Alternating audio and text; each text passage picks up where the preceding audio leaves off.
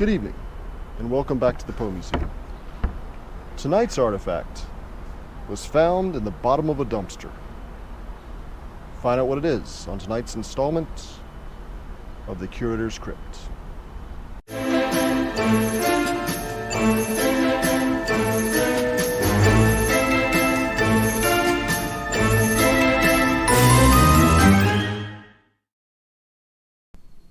So here it is. It's the 1827 volume of the Saturday Evening Post, which would already be pretty valuable to collectors anyway, but it's especially important to us because of what's here.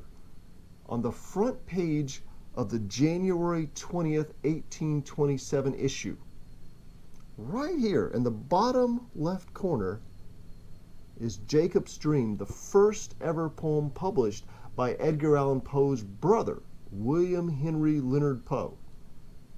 But you can just call him Henry. Never heard of him? That's okay. I'll tell you a little bit about him. He's 2 years older than Edgar. He's born in 1807 in Boston.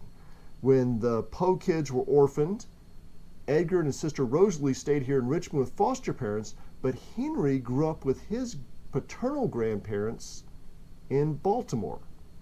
So he and Edgar had limited contact, but Edgar apparently idolized his brother. And Henry even made a point of coming down to Richmond to visit him when Edgar was a teenager, at which point he met Edgar's girlfriend, Elmira Royster, later Edgar's first fiancée.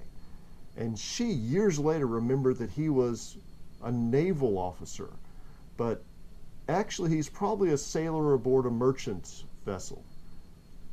In fact, at the time this was published, he was already set sail for South America on another ship, and probably didn't even realize his work was in print until weeks or months later. He probably sent it into the magazine shortly before he departed. But this is what launched his poetic career.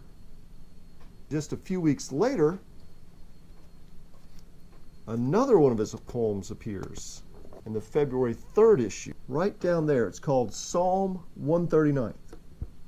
Now, these aren't great poems, but he's a 20-year-old poet just starting his career, so they're okay. But this is still a good 6 months before Edgar published his first poetry in his book Tamerlane, although Edgar was 18 years old at the time. And Henry Poe went on to publish more of his poetry in the North American and the Alexandria Phoenix Gazette, and probably in other places. In fact, there might even be more of his poems in a dumpster near you. You just have to know where to look. Well, we don't have a whole lot more about his poetic career. He published a few more poems, a few stories. In fact, one of his stories, called The Pirate, was so good that a lot of critics think that it was probably written, at least in part, by Edgar.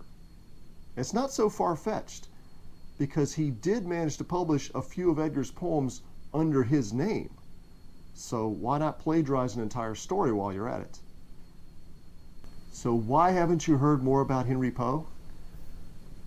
Well, just 2 years after this was published, Edgar visited him in Baltimore, and he wrote him a letter that Henry is entirely given up to drink and cannot help himself or anyone else.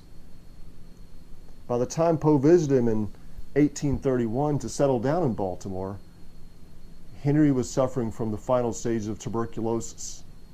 He died 6 months after Poe moved in with him.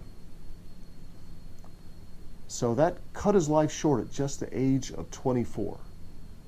Edgar seems to have been profoundly affected by the loss.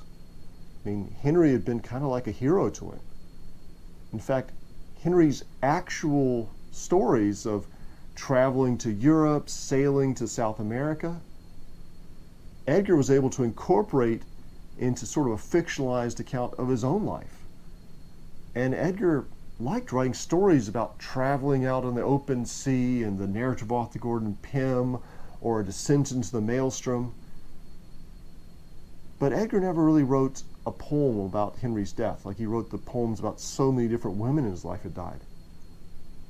But he gave us something better. He memorialized Henry's death in a book. This is Poe's only novel The Narrative of Arthur Gordon Pym of Nantucket, published in 1838, 7 years after Henry Poe's death. It's a story of two close friends, Arthur Gordon Pym, who some critics point out the similarity between Arthur Gordon Pym and Edgar Allan Poe, and his close friend Augustus Barnard, who might be inspired in part by Henry Poe.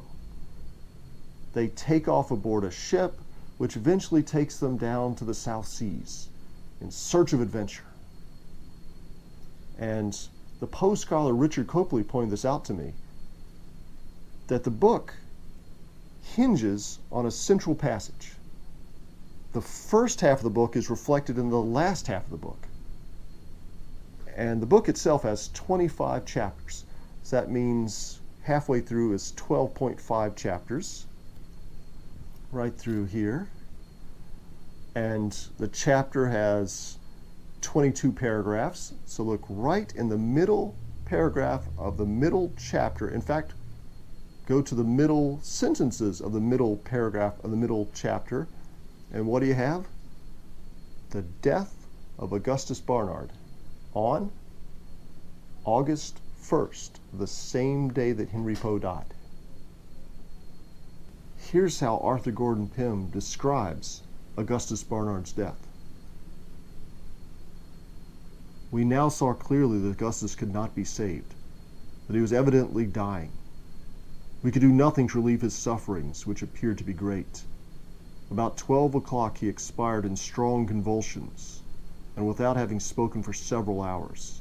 His death filled us with the most gloomy forebodings, and had so great an effect upon our spirits that we sat motionless by the corpse during the whole day and never addressed each other except in a whisper.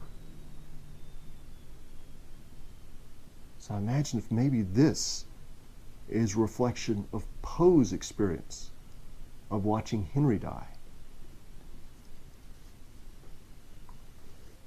So back to the newspapers. A while back, a collector from Philadelphia was scouring his local dumpsters when he came upon this amazing find, and of course, he called the Poe Museum to find out if we'd be interested in giving it a forever home. And it's not such a far-fetched thing. We actually see plenty of cases of private collectors, libraries, even museums throwing out precious artifacts without even realizing what they have. Fortunately, this collector was able to recognize what he had and send it our way. And if you'd like to help us rescue more precious Poe pieces like these from the dumpster, why not support the Poe Museum at patreon.com/Poe Museum. So until next time, thanks for joining us, and I'll leave you with more gratuitous footage of the Poe Museum cats.